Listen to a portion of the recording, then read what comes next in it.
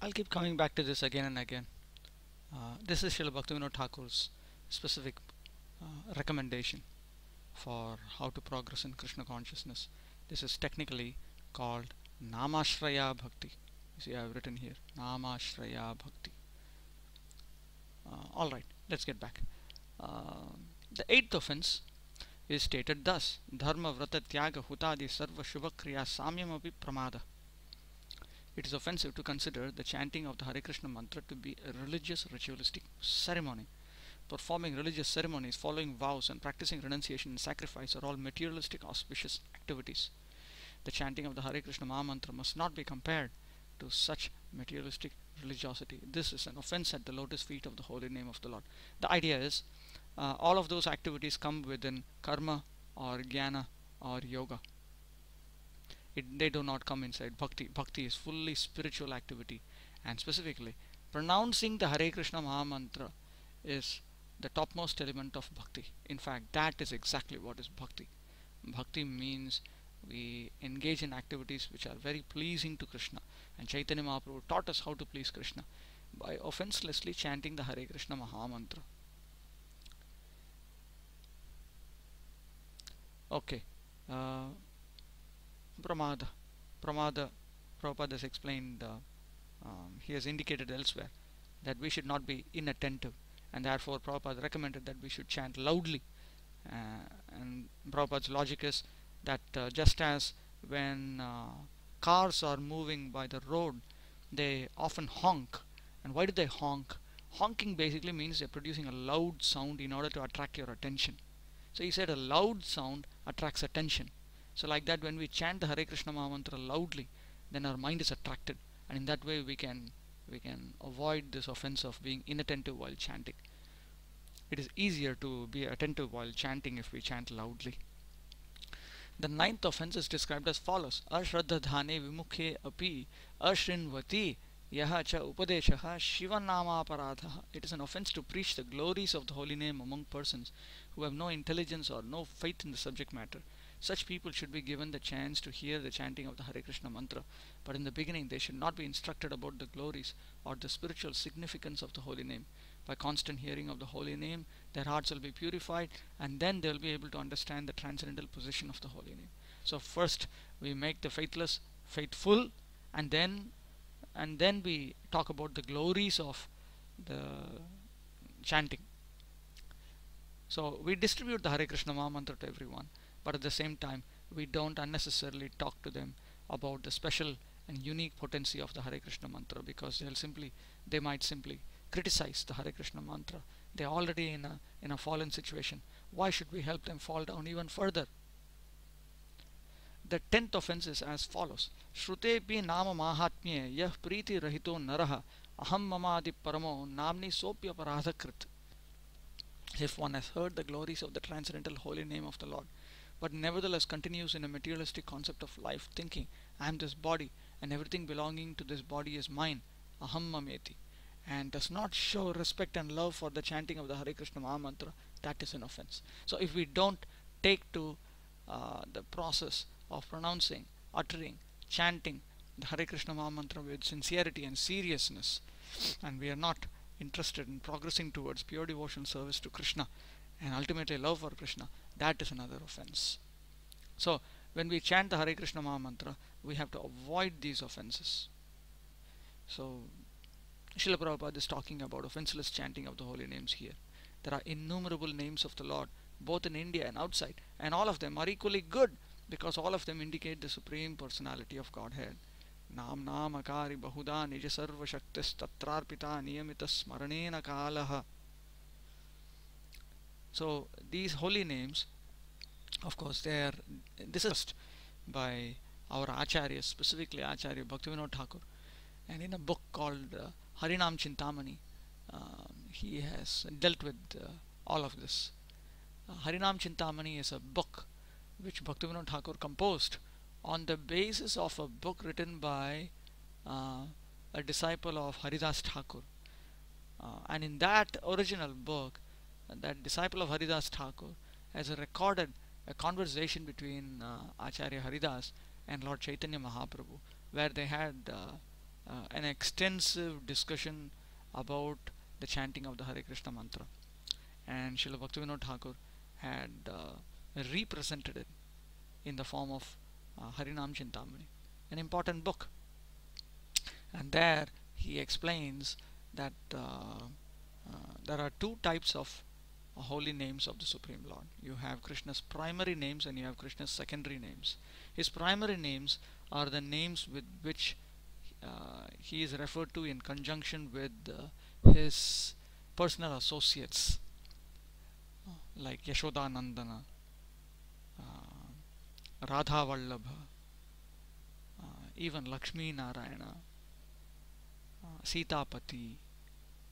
These are primary names. And then you have secondary names. By secondary names, we are talking of names of the Lord which indicate his relationship with the material world. Jagatpati, the Lord of the universe, Paramatma, the super soul of the material manifestation, and so on. There are several other names. So when we are talking of the holy names of the Lord, we are talking of primarily his primary names, because they are factually non-different from the Supreme Personality of Godhead himself, and they can bring one completely to the transcendental position of spiritual variety.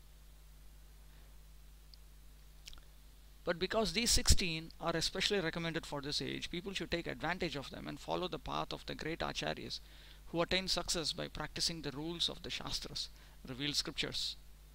It is our duty to follow the path of the great acharyas who attain success by practicing the rules of the Shastras. Srila Rupa Goswami has stated, Sadhu Vartmanu Vartanam. We should follow in the footsteps of the predecessor acharyas who have attained success already, and therefore it makes sense that we should also follow in that pathway.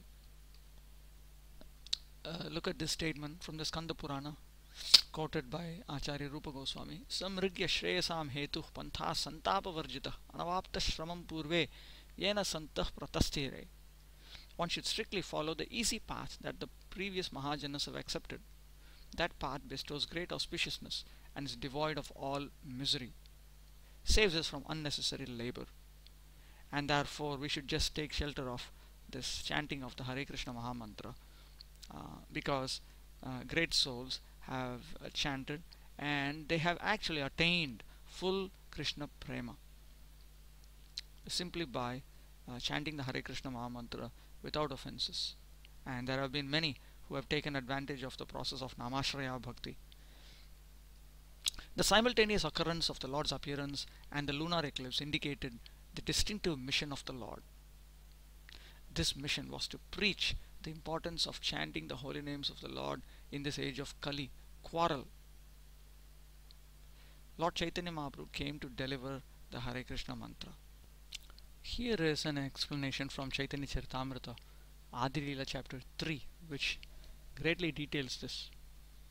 Lord Krishna, the son of the king of Vraja, is the supreme Lord. He eternally enjoys transcendental pastimes in his eternal abode Goloka, which includes Vrajadham. Once in a day of Brahma, he descends to this world to manifest his transcendental pastimes. We know that there are 4 ages, namely Satya, Treta, Dwapara and Kali. These 4 together constitute one Divya Yuga. 71 Divya Yugas constitute one Manvantara. There are 14 Manvantaras in one day of Brahma. The present Manu, who is the 7th, is called Vaivasvata, the son of Vivaswan. 27 Divya Yugas of his age have now passed. At the end of the Dwapara Yuga of the 28th Divya Yuga, Lord Krishna appears on earth with the full paraphernalia of his eternal Vrajadham. Servitude, friendship, parental affection and conjugal love are the 4 transcendental mellows. By the devotees who cherish these 4 mellows, Lord Krishna is subdued. Absorbed in such transcendental love, Lord Sri Krishna enjoys in Vraja with his devoted servants, friends, parents and conjugal lovers. Lord Krishna enjoys his transcendental pastimes as long as he wishes, and then he disappears.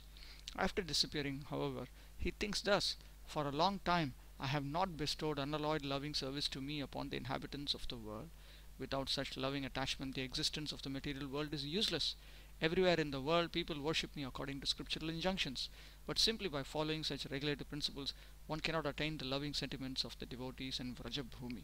Knowing my opulence, the whole world looks upon me with awe and veneration. But devotion made feeble by such reverence does not attract me. By performing such a regulated devotional service and awe and veneration, one may go to Vaikuntha and attain the four kinds of liberation. These liberations are achieving opulences equal to those of the Lord, having a form the same as the Lord's, living as a personal associate of the Lord, and living on a Vaikuntha planet. Devotees never accept Sayujya, however, since that is oneness with Brahman. I shall personally inaugurate the religion of the age, Nama Sankirtana, the congregational chanting of the holy name. I shall make the world dance in ecstasy, realizing the four mellows of loving devotional service. I shall accept the role of a devotee, and I shall teach devotional service by practicing it myself. Unless one practices devotional service himself, he cannot teach it to others. This conclusion is indeed confirmed throughout the Gita and Bhagavatam. Whenever and wherever there is a decline in religious practice, O descendant of Bharata, and a predominant rise of irreligion, at that time I descend myself to deliver the pious and to annihilate the miscreants, as well as to re-establish the principles of religion. I myself appear millennium after millennium. If I did not show the proper principles of religion, all these worlds would fall into ruin. I would be the cause of unwanted population and would spoil all these living entities. Whatever actions a great man performs, common people follow, and whatever standards he sets by exemplary acts, all the world pursues. These are all quotes from Bhagavad Gita. My plenary portions can establish the principles of religion for each age. No one but me, however, can bestow the kind of loving service performed by the residents of Vraja. This is a quote from Acharya Billumangal Thakur. There may be many all auspicious incarnations of the personality of Godhead, but who other than Lord Sri Krishna can bestow love of God upon the surrendered souls? Therefore, in the company of my devotees, I shall appear on earth and perform various colorful pastimes. Thinking thus, the personality of Godhead Sri Krishna himself descended at Nadia early in the age of Kali. So, this is why Lord Chaitanya Mahaprabhu appeared.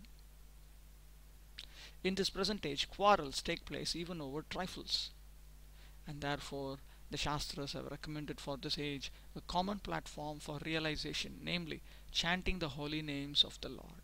People can hold meetings to glorify the Lord in their respective languages and with melodious songs, and if such performances are executed in an offenseless manner, it is certain that the participants will gradually attain spiritual perfection without having to undergo more rigorous methods.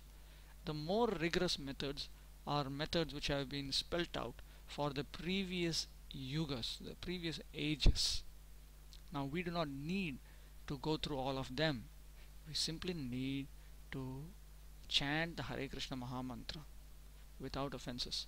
And in order to decrease the offenses, if we increase our chanting of the Hare Krishna Maha Mantra, that helps a lot. Srila Bhaktisiddhanta Saraswati Thakur has noted in his commentary on Shikshashtaka that when we increase the chanting of the Hare Krishna Maha Mantra, we simultaneously decrease the opportunity to commit offenses, and also it becomes easier to avoid offenses. At such meetings, everyone, the learned and the foolish, the rich and the poor, the Hindus and the Muslims, the Englishmen and the Indians, and the Chandalas and the Brahmanas can all hear the transcendental sounds and thus cleanse the dust of material association from the mirror of the heart. Cheto Darpanam Marjanam. This is the very first effect of chanting the Hare Krishna Maha Mantra. To confirm the Lord's mission, all the people of the world will accept the holy name of the Lord as the common platform for the universal religion of mankind.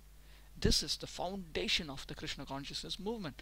In fact, the Krishna consciousness movement, Prabhupada says in his Nectar of Instruction, in his commentary to text 7, he says everything that we do in the Hare Krishna movement is meant to create an atmosphere whereby we would chant the Hare Krishna Maha Mantra, and we would increase the chanting of the Hare Krishna Maha Mantra. Everything is to give us a taste for chanting the Hare Krishna Maha Mantra. Bhaktisiddhanta Saraswati Thakur has even noted that if other activities, even within Bhakti Yoga, what to speak of Vedic Dharma, if they do not lead to a taste for chanting the Hare Krishna Maha Mantra, then they are not to be considered sadhana, or means by which we can attain love for Godhead.